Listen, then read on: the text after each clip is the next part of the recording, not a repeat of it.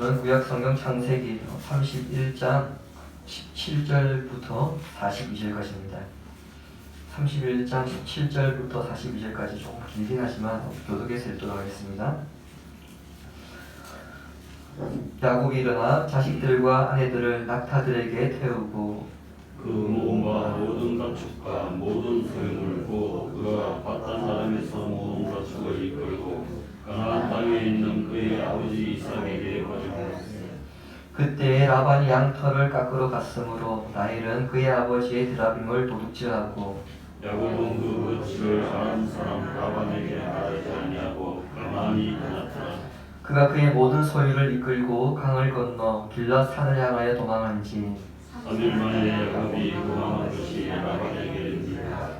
라반이 그의 형제를 거느리고 7일 길을 쫓아가 길랏 산에서 그에게 이르렀더니 밤에 하나님이 아는 사람 라반에게 명령하여 이르시되 너는 삼가 야곱에게 선악간에 말하지 말라.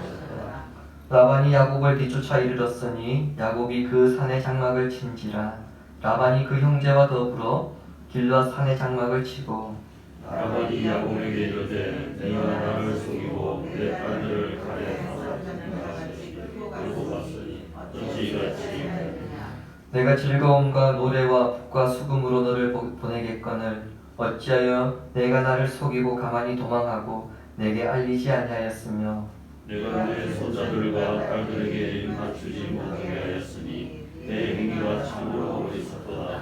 너를 해할 만한 능력이 내 손에 있으나 너희 아버지의 하나님이 어젯밤에 내게 말씀하시기를 너는 삼가 야곱에게 선악간에 말하지 말라 하셨느니라.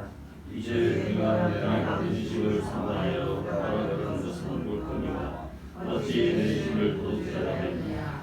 야곱이 라반에게 대답하여 이르되 내가 생각하기를 외삼촌이 외삼촌의 딸들을 내게서 억지로 빼앗으리라 하여 두려워하였음이니이다. 외삼촌의 심을 누구에서 찾든지 그는 그를 위할 것이요 우리 형제들 앞에서 무엇이든지 외삼촌의 것이 발견되거든 외삼촌에게로 가져갔었어 하니 야곱은 라헬이 그것을 도둑질한 줄 알지 못하니라. 라반이 야곱의 장막에 들어가고 레아의 장막에 들어가고 두 여종의 장막에 들어갔으나 찾지 못하고 레아의 장막에게서 나와 라헬의 장막에 들어가매 라헬이 그 드라빔을 가져 낙타 한 장막에 넣고 그 위에 앉은지라 라반이 그 장막에서 찾아내지 못하니 라헬이 그의 아버지에게 이르되 마침 생리가 있어 일어나서 영접할 수 없사오니 내 주는 노하지 마소서 하니라. 라반이 그 드라빔을 두루 찾다가 찾아내지 못한지라. 야곱이 노하여 라반을 증언할세 야곱이 라반에게 대답하여 이르되 내 어머니 무엇이니까 무슨 죄가 있기에 외삼촌께서 내 길을 급히 죽였나이까. 외삼촌께서 내 물건을 다 뒤져보셨으니 외삼촌의 집안 물건 중에서 무엇을 찾아내었나이까. 여기 내 형제와 외삼촌의 형제 앞에 그것을 두고 우리 둘 사이에 판단하게 하소서. 내가 이 20년을 외삼촌과 함께 하였으나 외삼촌의 남녀들이나 암명소들이 낙태하지 아니하고 또 외삼촌이 함께 있으면 내가 미치겠느냐. 물려 찍힌 것은 내가 외삼촌에게로 가져가지 아니하고 낮에 도둑을 맞았든지 밤에 도둑을 맞았든지 외삼촌이 그것을 내 손에서 찾았으므로 내가 스스로 그것을 보충하였으며 내가 이와 같이 낮에는 의와 밤에는 주의를 무릅쓰고 눈붙일 별로 없이 지냈다. 내가 외삼촌의 집에 있는 이 20년 동안 외삼촌의 두 딸을 위하여 14년 외삼촌의 양떼를 위하여 6년을 외삼촌에게 봉사하였거니와 외삼촌께서 내 품삯을 10번이나 바꾸셨으며 우리 아버지의 하나님 아브라함의 하나님 곧 이삭이 경외하는 이가 나와 함께 계시지 아니하셨더라면 외삼촌께서 이제 나를 빈손으로 돌려보내셨으리다마는 하나님이 내 고난과 내 손의 수고를 보시고 어젯밤에 외삼촌을 책망하셨나이다. 아멘. 지난 월요일 매일경제신문에 임대차법 시행으로 인해서 그 세입자 위로금이 천정부지로 치솟고 있다는 기사가 나왔습니다. 전세가가 급상승하는 가운데 임대차법 시행으로 인해서 같은 아파트, 같은 평수라 하더라도 기존 전세 계약과 신규 전세 계약이 2배 이상 차이가 나기 시작한 거죠. 그러다 보니까 집주인들이 현재 세입자를 내보내고 신규 세입자를 받기 위해서 위로금을 줘야 되는데 최고가가 지금 1억을 찍었다고 합니다. 1억을 세입자가 요구했을까요? 아니면 집주인이 먼저 내가 1억 줄 테니까 좀 나가달라고 했을까요? 당연히 세입자가 요구한 것이고요. 집주인은 울며 겨자 먹기로 새로운 세입자를 받기 위해 준 것입니다. 여러분 이런 말 들어보셨죠? 천당 밑에 분당 있고 조물주 위에 건물주 있다. 불과 얼마 전까지만 하더라도 집주인은 철저한 갑이요, 세입자는 힘없는 을이었지만 최근에는 힘없는 을이 철저한 갑에게 소리치고 있는 그런 상황이 되어버렸습니다. 이렇게 상황이 바뀐 그 중심에 을의 손을 들어준 임대차법이 있습니다. 물론 임대차법의 제정 배경과 그 기능에 대해서 정치적 의견이 분분할 수 있고 또 집주인과 세입자의 입장이 다르기 때문에 이 법이 맞냐 안 맞냐 그것을 논하지는 않겠습니다. 제가 말씀드리고자 하는 요지는 그 법을 중심으로 또 그 법을 등에 업고 을이 소리치는 세상이 되었다는 것입니다. 그렇습니다. 우리가 살아가면서 뭔가 믿는 구석이 있고 나를 뒷받침하는 배경이 생길 때에 큰 소리치기 시작합니다. 소위 어깨에 힘이 들어간다 그러죠. 요즘 비트코인으로 희비가 교차합니다. 일찍 뛰어들어서 큰 수입을 올린 사람들은 조기 은퇴하여서 큰 소리 치고 있지만 최근에 들어가서 그 피해가 상당한 사람들은 잠도 제대로 못 잔다는 그런 뉴스를 우리가 하루가 멀다 하고 듣고 있습니다. 초대교회 당시 그리스도인들이 그랬습니다. 사회적 위치는 이 사람들은 항상 을이었습니다. 그들은 최후의 순간을 맞는 그 순간까지도 늘 당당했었고 믿음의 샤우팅을 알면서 주눅들지 않으면서 자신에게 주어진 인생을 살아갔습니다. 초대교회 성도들이 이와 같은 삶을 살았던 그 중심에는 예수 그리스도의 십자가가 있었고 에베네셀의 신앙 그리고 임마누엘의 신앙 여호와의 이레의 신앙이 있었습니다. 지난주 살펴보았던 것처럼 야곱이 밧단 아람을 떠나기로 결정하면서 인생의 전환점을 맞이하게 됩니다. 그 결단을 실행에 옮긴 야곱이 라반과 맞닥뜨리게 되는데요. 지금까지 야곱에게 찾아볼 수 없었던 담대함이 나타납니다. 본문을 통해서 무엇이 야곱을 이렇게 변화시키었는지를 좀 살펴보려고 합니다. 야곱이 밧단 아람의 히랄 단신으로 도착한 지 20년이 지나서 외삼촌 라반의 집을 떠나게 되었습니다. 여러분 이 20년이 야곱에게 행복했던 시간이 아니고 정말 괴로웠던 시간이었죠. 정말 고생을 많이 했습니다. 하지만 하나님께서 야곱에게 복을 주셔서 많은 가족들을 거느리게 하셨고 그리고 물질의 복도 주셔서 거부가 되게 하셨습니다. 20년이 지났습니다. 야곱이 이제 밧단 아람을 떠나서 고향으로 가기 위해 출발하는데 그때 나이가 대략 97세쯤 됩니다. 중년의 나이에 고향에 돌아가는 것이 아니고요. 노년의 나이에 고향에 돌아가게 되었으니까 그 감정을 이루 말할 수 없었을 것입니다. 라반이 양털을 깎으러 들에 나가 있을 때에 야곱은 가족들과 그리고 자신들이 그동안 모았던 그 재물들, 특별히 가축들을 이끌고 밧단 아람을 떠났습니다. 고대 문헌에 따르면 양털을 깎을 때에 400명이 3일 정도 동원되어서 깎았다 그런 기록이 있습니다. 그리고 인력이 부족할 경우에 열흘에 걸쳐서 양털을 깎았다 그런 기록되어 있습니다. 그만큼 양털을 깎는 것이 쉬운 일이 아니었기 때문에 양털을 깎으면 그 수고했다는 의미로 잔치를 열었습니다. 자, 이런 틈을 타서 야곱이 외삼촌 몰래 도망을 친 것입니다. 한편 라반은 야곱이 도망갔다는 소식을 3일이나 지나서 듣게 됩니다. 우리가 앞에서 보았지만 이 일이 있기 6년 전에 2차 근로계약을 맺으면서 라반이 야곱에게 비열한 짓을 했습니다. 아주 깨끗한 것들만 주고 양떼를 치게 했고요. 그것도 불안해서 어떻게 했습니까? 사흘띠를 떨어뜨려 놓았습니다. 자, 이것이 확인되어서 야곱이 도망갔다는 소식을 듣는데도 3일이나 걸렸습니다. 결국 자기 꾀에 자기가 넘어간 그런 격이 된 겁니다. 야곱이 도망한 지 3일째 되던 날, 라반은 뒤늦게 소식을 듣고는 자기 친척들을 데리고 야곱을 잡으러 갑니다. 그리고는 7일 만에 길랏 산지에서 야곱을 만납니다. 본문 23절에는 라반의 일행이 7일길을 쫓았다, 그렇게 기록되어 있습니다. 원문에서 쫓아갔다는 것은요, 단순히 잡으러 갔다는 의미가 아니라 아기를 가지고 사냥하였다, 그런 의미입니다.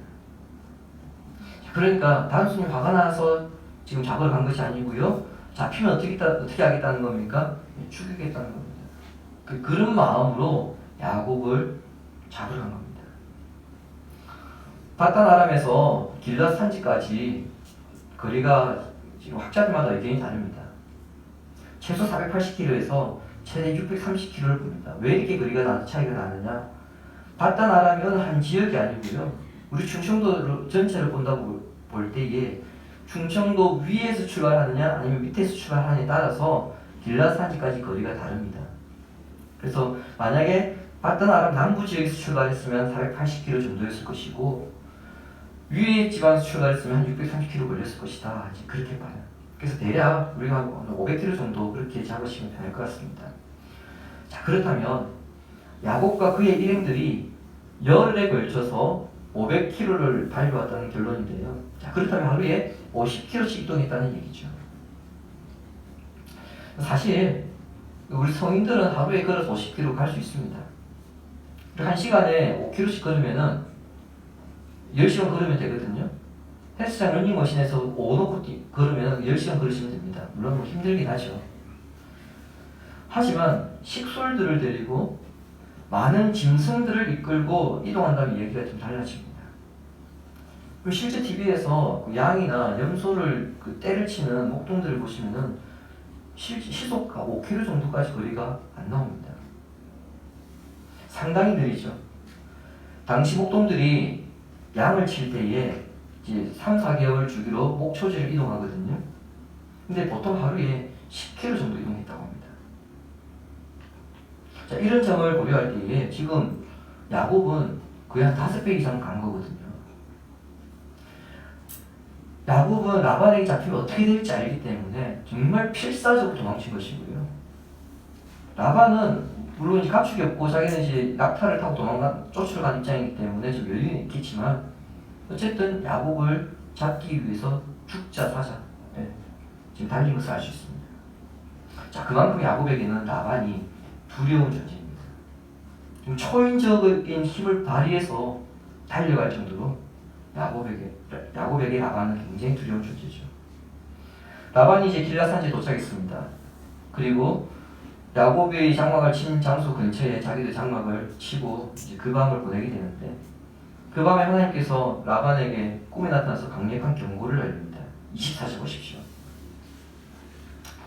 밤에 하나님이 아람 사람 라반에게 현몽하여 이르시되 너는 삼가 야곱에게 선악간에 말하지 말라 하셨더라. 우리는 당시 라반의 모습을 직접 보지 않았지만 어떤 모습일지 쉽게 상상할 수 있습니다. 라반이 지금 7일 길을 달려왔습니다. 굉장히 무리하게 달려왔습니다. 굉장히 피곤하겠죠. 그래 한편으로는 몹시 화가 나 있는 상태입니다. 내일 아침에 이놈을 잡으면 어떻게 할까? 경상도 표현으로 어떻게 조져야 할까? 그게 지금 머릿속에서 계속 맴돌고 있을 겁니다. 잠이 왔을까요?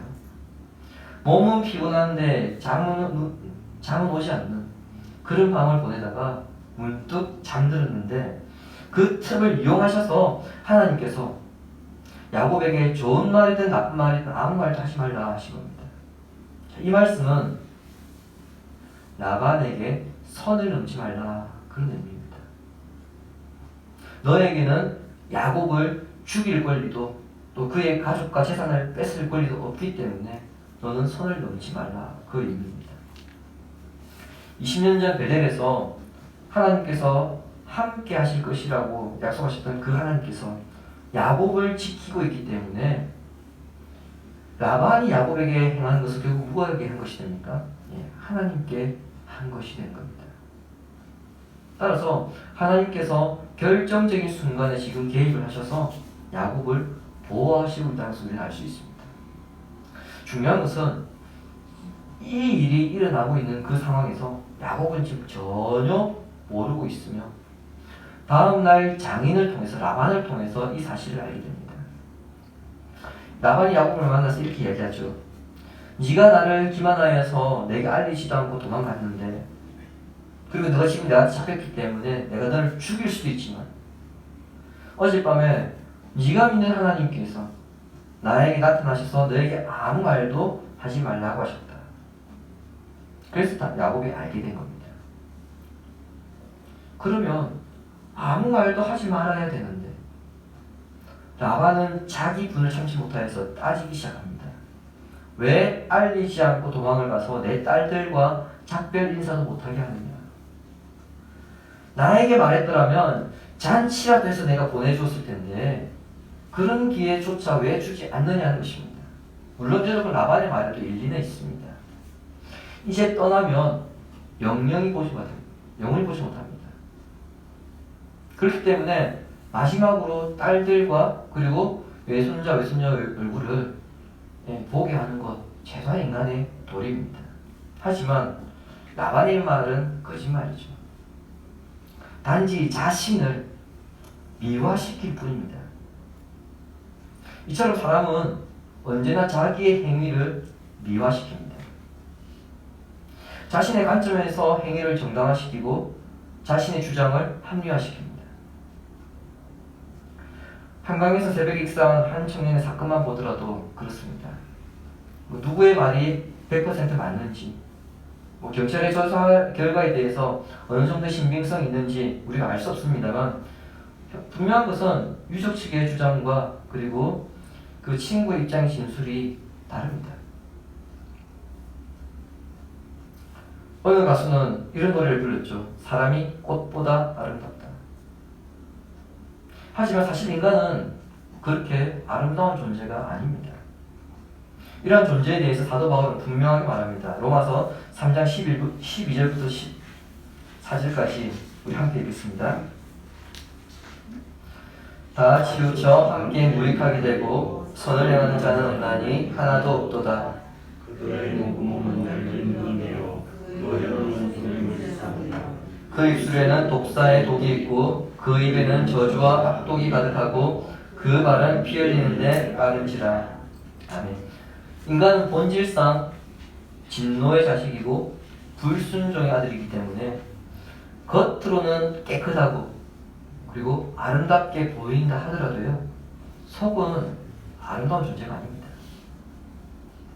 인간은 원래 하나님의 형상에 따라서 창조되었기 때문에 아름다운 존재가 맞습니다만 죄로 오염되어서 그 아름다움을 잃어버렸습니다.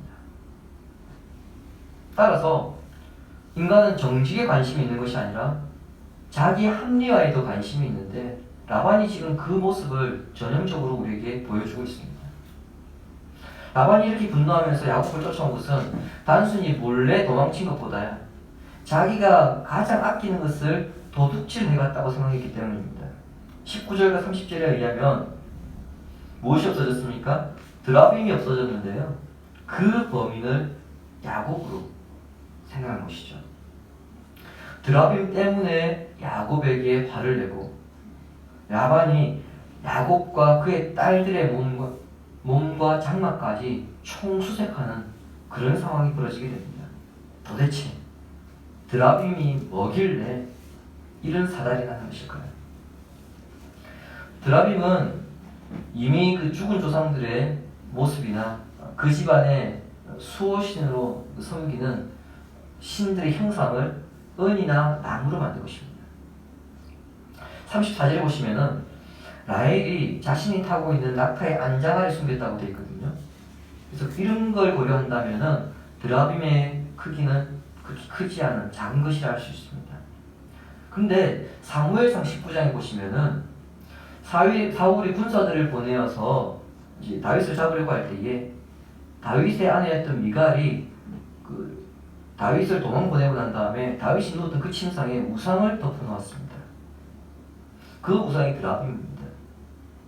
자, 그렇게 볼 때 이게 사람만한 드라빔도 있습니다.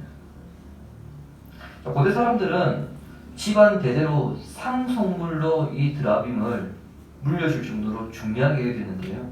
4가지 이유가 있습니다. 첫 번째는 장인이나 부친이 사망할 경우에 드라빔을 가진 사람이 토지 소유권을 주장할 수 있었습니다. 두 번째, 드라빔은 점치는 도구로 사용되었습니다. 세 번째, 드라빔을 가진 사람이 그 가문의 대표가 되었습니다. 마지막으로 가족의 번영과 평안 그리고 안정을 지켜주는 것이 바로 그 수호신 여기기 때문에 이러한 4가지 이유에서 사람들은 드라빔을 굉장히 중요하게 여겼습니다. 이것 때문에 라반은 7일 길을 지금 쫓아와서 드라빔을 찾으려 한 겁니다. 오늘 본문의 그 장소의 배경이 되는 메소포타미아든 이스라엘이든 오늘 우리가 살고 있는 이 시대에는 상관없이 하나님의 말씀이 존중되지 않는 곳에서는 드라빔 같은 우상을 숭배하게 되어 있습니다. 2018년 6월 22일자 국민일보에 이런 기사가 있습니다. 국민일보의 한 기자가 무속인과 인터뷰를 했거든요. 자, 이런 국민일보가 기독교 신문인 건 아시죠? 예. 국민일보 기자가 이제 무속인과 인터뷰를 했는데 그 무속인이 말하기를 자기 집 손님 중에 10명 가운데 3명이 교인이라고 합니다. 그러니까 여러분 드라빔은 어느 시대, 어느 장소에 있는 것입니다. 이런 점에서 야곱이 가장 사랑했던 라헬도 우상 숭배 문화에 물들어 있는 사람이고요. 하나님의 말씀을 존중하는 여인은 아니었다는 것을 우리는 알 수 있습니다. 라헬은 분명 20년 동안 야곱과 살면서 야곱이 하나님을 믿는 사람이다 알았죠. 옆에서 보았습니다. 그럼에도 드라빔을 훔쳤습니다. 하나님을 모르는 여인이 아니었는데 그녀는 드라빔을 훔쳤습니다. 라헬이 드라빔을 중요하게 여겼던 이유가 있습니다.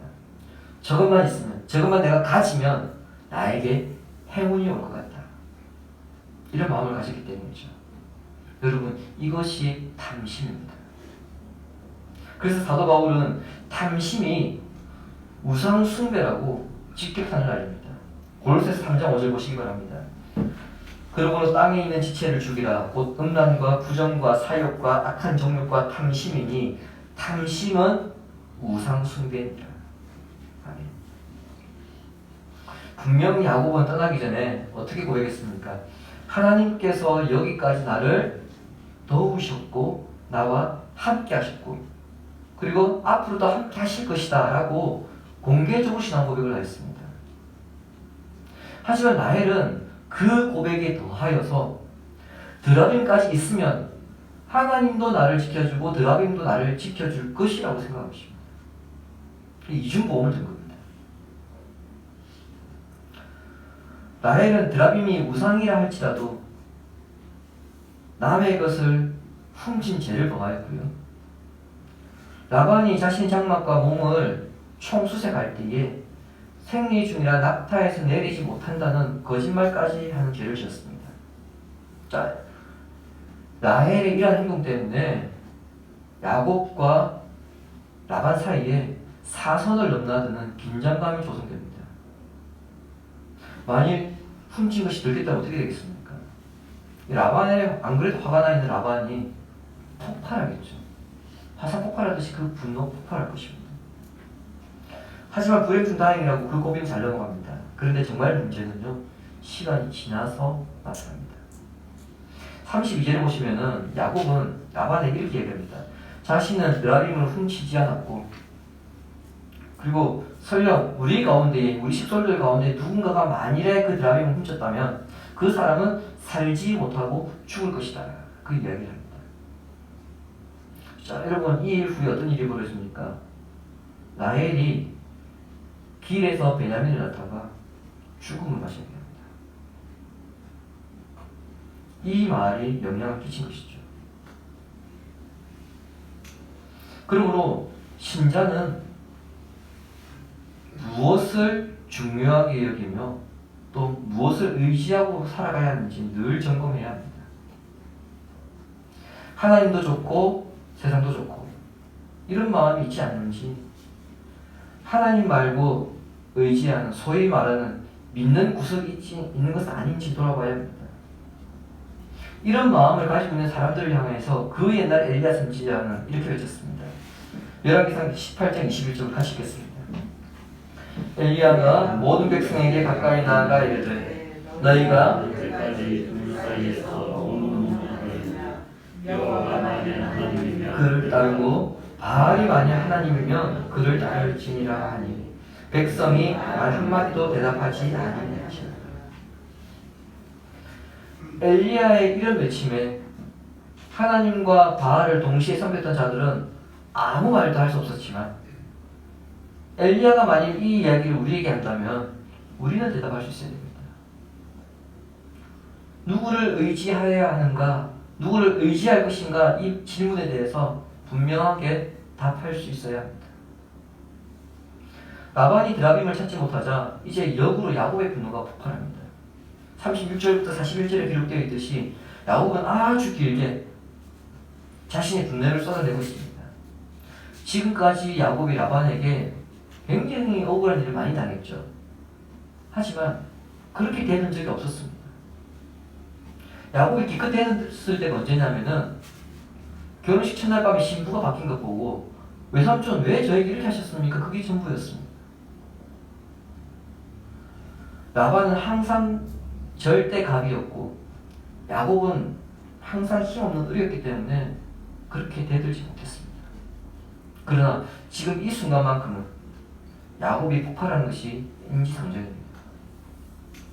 당시 체결되었던 계약서들을 보면은요, 이제 고용된 목자들이 양떼를 돌보다가 목자 부주의로 양이 죽거나 또는 양이 다치게 될 경우에 목자가 자신이 급여에서 깎았습니다. 제가 예전에 급여가 새끼 낳으면 보통 10에서 20%를 가져간다고 했거든요. 거기서 깠습니다. 반면에 천재지변이나 목자가 어떻게 할 수 없는 상황에서 발생한 피해는 목자가 보상한 것이 아니라 주인이 그 피해를 감수했습니다. 그런데 39절에 보시면은 그런 것까지 라반은 야곱에게 다 보상을 받았던 것입니다. 그동안 아무 말도 못했던 야곱이 무엇 때문에 이렇게 큰 소리를 치고 있는지 우리는 여기에 주목해야 합니다. 드라빔을 훔쳤다는 그 누명 쓴 것이 억울해서 이렇게 큰 소리를 치고 있는 것일까요? 물론 그런 감정도 없잖아 있겠습니다만 진짜 이유는 다른 데 있습니다. 42절 보십시오. 우리 아버지의 하나님, 아브라함의 하나님, 곧 이삭이 경외하는 이가 나와 함께 계시지 아니하셨더라면 외삼촌께서 이제 나를 빈손으로 돌려보냈으리다마는 하나님이 내 고난과 내 손의 수고를 보시고 어젯밤에 외삼촌을 책망하셨나이다. 하나님께서 라반에게 자신을 해치지 말라 이렇게 말씀하신 것을 알게 되었고요. 지금까지 자기 20년 살면서 하나님께서 나에게 어떻게 함께 하셨는가 이것을 확실히 깨달았기 때문입니다. 소위 하나님이 자신의 백이라고 하는 뒷배라고 하는 것을 야곱이 알았다는 겁니다. 그렇기 때문에 더 이상 겁날 것이 없는 거죠. 당신이 나를 더 이상 어떻게 하지 못한다. 왜? 내 뒤에 하나님이기 때문에. 이 믿음이 야곱이 라반을 향하여서 폭발하게 만든 것입니다. 주님이 사랑하신 신의가 이시는 성도 여러분, 고사성어에 호가호이라는 말이 있습니다. 여우가 호랑이의 그 힘을 빌어서 위세를 떨친다는 말이죠. 이 이야기에서 짐승들이 도망가는 것은 여우 때문이 아니라 여우 뒤에 있는 호랑이 때문에 도망을 갑니다. 야곱이 항상 갑질을 하던 그 라반을 향해서 큰 소리를 칠 수 있었던 것은 또 라반 앞에서 담대할 수 있었던 것은 자신 뒤에 하나님이 있다는 것을 알았기 때문입니다. 이 사실을 깨달았을 때 야곱이 변화되기 시작합니다. 성도의 삶도 마찬가지. 우리 뒤에 하나님이 계신다는 사실을 우리가 깨닫게 될 때에 불안한 현실 가운데서도 담대하게 될 것입니다. 내일 일이 어떻게 될지 알 수 없을지라도 두려움이라고 하는 감옥에서 벗어날 수 있습니다. 특별히 우리는 십자가의 능력을 소유한 사람들입니다. 세상이 가장 두려워하고 해결하지 못한 문제가 무엇입니까? 죽음의 문제이죠. 그 죽음의 문제를 해결하신 예수 그리스도를 믿는 사람들이 바로 우리들입니다. 그 주님께서 우리의 편이시기 때문에 우리는 어떤 문제라도 능히 이겨낼 수 있고 담대할 수 있는 것입니다. 살아가면서 나는 약하다라고 느낄 때, 손해본다라는 느낌이 들 때, 내 인생이 어떻게 될 것인가, 이러한 불안감이 우리를 엄습할 때 우리가 만나게 될 것입니다. 그때 하나님이 우리 뒤에 계시고 죽음의 문제를 이기신 예수님이 우리 편이라는 것을 기억하고 확신을 가질 때에 우리는 그 두려운 상황에서 이겨낼 수 있을 것입니다. 하나님은 우리 뒤에 있습니다. 예수님이 우리 편입니다. 이러한 확신으로 믿음의 승리를 이루어가는 성도들 되시기를 예수님의 이름으로 축원합니다. 아멘. 이 시간